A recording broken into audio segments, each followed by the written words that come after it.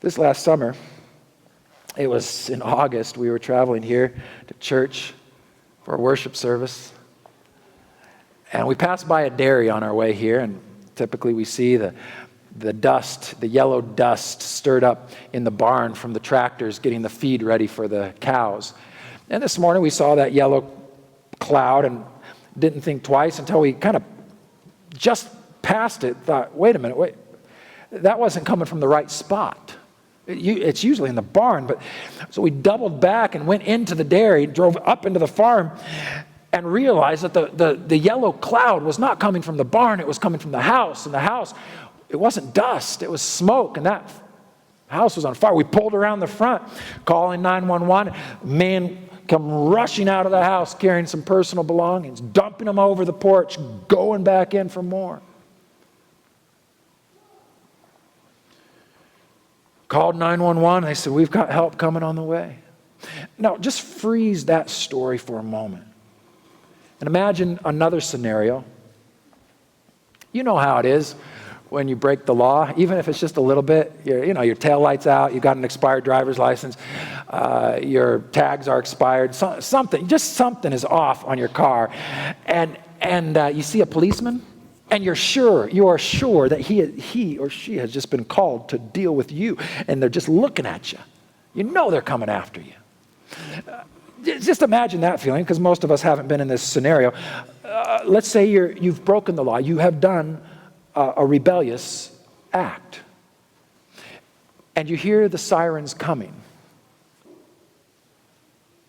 Most run from the sirens. Those sirens are not reassuring.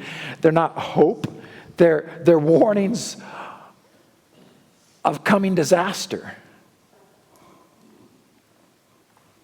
When you're unfaithful, when you've broken the law, sirens are not your friend.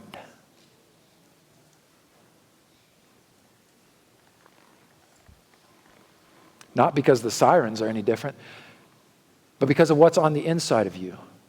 When we talk about the 7 last plagues, sometimes we get scared, like, oh, this is going to be, oh no, look what's going to happen. But God says, you should only be worried if you're unfaithful. Standing outside the farmhouse, I had nothing to be concerned about. And so when we started to hear those sirens, at first just faintly, you almost had to hold your breath to hear them coming, but soon arrived a sheriff's deputy and a state trooper and another deputy and then fire trucks from 3 different districts. And those sirens didn't scare us. They were signals of hope.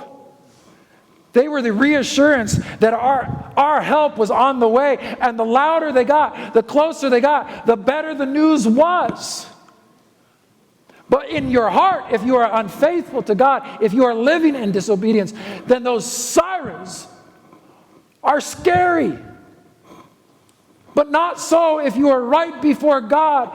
If your heart is surrendered and you are living in obedience, then those sirens are hope and help. And that's what the 7 last plagues are meant to be for those who have come out of Babylon. God says these plagues are just signals that your exodus, your journey to the promised land, is just about to happen.